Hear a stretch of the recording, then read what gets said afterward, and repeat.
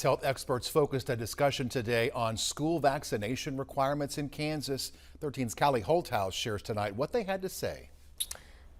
Yeah, David, panelists at the Kansas Health Institute today came from a very diverse range of backgrounds, which made for a rather comprehensive conversation about back-to-school vaccinations.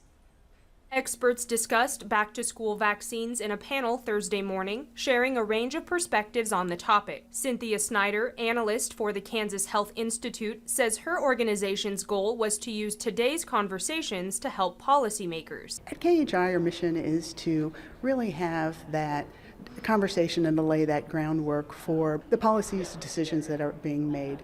So as the legislators are discussing policies related to vaccine, having a deeper understanding of the process helps that process across the street. They started with an overview of the process that decides which vaccines are required for school entry before seeing how Kansas's policies compare to other states. Giovanni Gonnet, executive director of Immunize Kansas Coalition, says these conversations are important for organizations like hers that work to increase vaccination rates by educating communities. It is very important not only to solidify what we know that vaccines do prevent diseases, but also to provide information to families, information to clinicians, strategies on how to approach this topic when talking to families, especially in communities. We have communities that are very rural, communities that are urban. It's very different from area to area. Gonnet hopes the conversations had today will encourage organizations to work together to meet shared goals.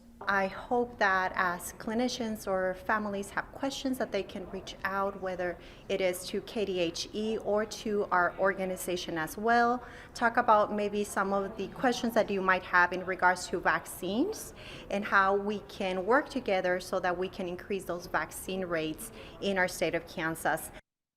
Representatives from the Kansas Department of Health and Environment, Immunize Kansas Coalition, and Lawrence Public Schools were featured as panelists today. David.